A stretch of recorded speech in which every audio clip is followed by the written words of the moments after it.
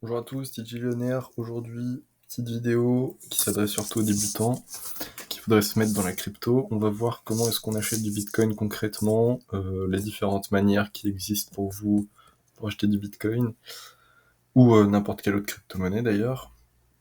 Je profite de faire cette vidéo parce que, bon, pour moi c'est un très bon moment pour acheter, mais c'est aussi pour aider ceux qui se disent que c'est le bon moment pour acheter, comme certains amis que j'ai et qui m'ont questionné là-dessus. Voilà, on voit qu'il est retombé à 20 000, hein, il y a eu des pics à 60 000, mais bref, passons. Donc en fait, vous avez plusieurs manières, pour moi j'en connais deux. Donc c'est soit passer par ce qu'on appelle des exchanges, comme Binance qui est le plus gros. En fait, des exchanges, ce sont des plateformes où vous pouvez échanger vos monnaies fiduciaires contre des crypto-monnaies, mais vous pouvez aussi très bien échanger vos crypto-monnaies contre d'autres crypto-monnaies. En fait, c'est des plateformes centralisées qui permettent tout ça. Donc là, j'ai ouvert Binance FTX pour vous montrer un petit peu la procédure. Mais vous pouvez aussi, si vous n'avez pas de carte bancaire par exemple, ou que vous pouvez pas acheter en ligne avec votre carte bancaire ou je ne sais quel problème, vous pouvez aussi acheter en PaySafeCard par exemple, ou je pense qu'avec d'autres cartes prépayées, ça peut tout à fait marcher. Il suffit de taper dans Google, là j'ai tapé PaySafeCard to Bitcoin parce que c'est ce que j'avais fait il y a de ça quelques années pour en acheter sans carte bancaire. Bon, on voit que c'est à des taux beaucoup moins intéressants, donc bon, le mieux, hein, on va pas se mentir, c'est de passer par une plateforme centralisée. Donc les plateformes centralisées, toujours la même procédure. Vous vous inscrivez, vous devez faire une vérification d'identité, donc il vous demande des photos de votre carte d'identité, une photo de votre tête pour vérifier que c'est bien vous, et de temps à autre, je pense, une preuve que c'est bien vous. Donc soit par exemple un extrait de compte, des factures, des choses comme ça. Vous avez le choix après, hein. Pareil pour la carte d'identité, ça peut aussi être le permis, ça peut aussi être le passeport. Donc je vous mettrai bien évidemment le lien de Binance dans la description et de FTX si vous voulez des petits bonus exclusifs. Et donc là, si par exemple je suis sur la page d'accueil, si je veux acheter du Bitcoin, c'est très simple. Vous avez deux choix, donc dépôt ou par carte bancaire, à savoir qu'il faut aussi regarder les frais qui diffèrent entre les deux. Je vais prendre en carte de crédit pour l'exemple. Donc là, on voit bien qu'on achète en euros, qu'on veut du BTC. On met 15 par exemple, qui est le minimum ici. On aura ça. On reçoit ça en BTC. La première fois ici, vous devez rentrer votre carte, vous faites continuer. Et ça fait les vérifications relatives à la transaction, voilà, qui sont là. Et frais de transaction, 0,31 centimes, donc c'est peu élevé ici. Il y a des plateformes où c'est beaucoup plus élevé. Si vous voulez comparer les frais avant de vous inscrire sur une plateforme, vous pouvez aller sur CoinMarketCap, qui est en fait une page qui permet de voir tout sur toutes les crypto-monnaies. On voit ici Bitcoin le premier, Ethereum deuxième, Tether, USDC, BNB, tout ça. Vous cliquez sur la crypto-monnaie que vous souhaitez acheter. Et ensuite, vous faites marcher. Et ici, vous voyez, vous aurez les différentes plateformes sur lesquelles vous pouvez acheter du Bitcoin.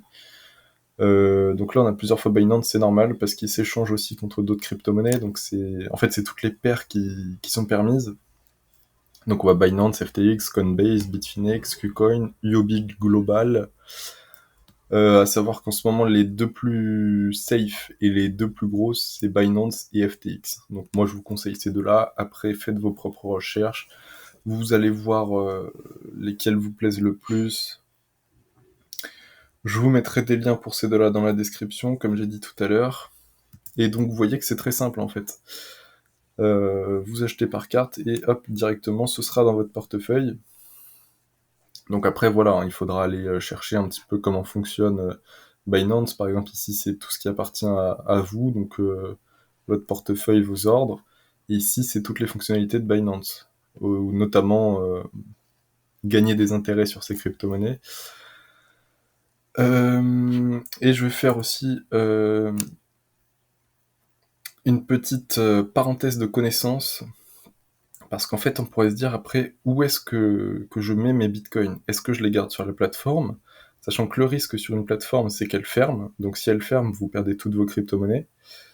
Euh, donc en fait, pour pallier à ça, si vraiment vous voulez les garder à proprement parler, que ce soit à vous, vous avez la solution MetaMask, par exemple, qui est ce petit renard que j'ai. C'est une extension qui permet d'avoir son propre portefeuille. C'est-à-dire que là, le portefeuille, c'est le portefeuille de la plateforme, et là, c'est votre propre portefeuille.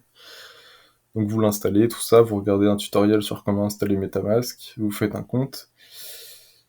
Donc là, après, il y a toujours le risque que quelqu'un touche à votre ordinateur et puisse voler vos crypto-monnaies par le portefeuille ici.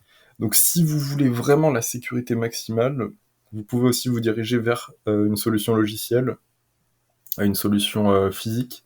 C'est-à-dire que pour envoyer des crypto-monnaies sur MetaMask, il suffit d'accepter une transaction directement sur le logiciel.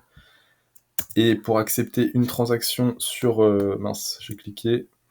Sur ces solutions physiques, il faut réellement appuyer sur des touches à côté de votre ordinateur. Donc là, on peut vraiment pas vous voler de crypto-monnaie, sauf si on vient vous braquer, et dans ce cas-là, ce serait pas très drôle, vous auriez sûrement d'autres problèmes que vos crypto-monnaies.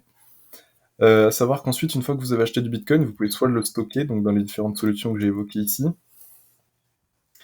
soit vous pouvez également, bon, pour le Bitcoin, c'est un peu plus compliqué. Ici, dans Binance, par exemple, on peut gagner des intérêts sur le Bitcoin à hauteur de 5%. Donc moi, c'est ce que je fais, hein. Dès que j'en achète, je les mets dans Binance Earn. Vous verrez, vous avez différentes solutions pour gagner des intérêts sur cette crypto au sein même de Binance, ou même de toute autre plateforme. Je voulais vous montrer sur FTX, hein, mais le processus est le même. On fait deposit, debit card, et après on achète nos bitcoins. Donc là, par exemple, si je clique sur épargne flexible, bon, si vous inscrivez sur Binance ou toute autre plateforme, il faudra explorer un petit peu, savoir où est-ce qu'on trouve les informations. Pourquoi il ne met pas le Bitcoin?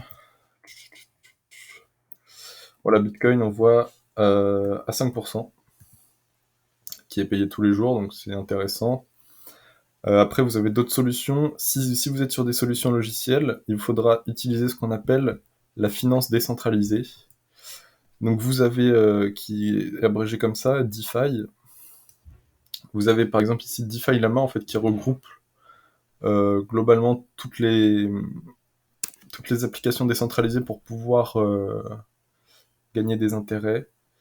Entre autres, hein, faire du prêt et de l'emprunt, déposer pour du stacking. Enfin bon, après ça c'est des trucs un petit peu avancés, donc si vous commencez tout juste, moi je vous conseille de rester sur les plateformes centralisées, et tout se passera bien, et vous découvrirez petit à petit cette plateforme, enfin c'est la finance décentralisée, quoi, concrètement.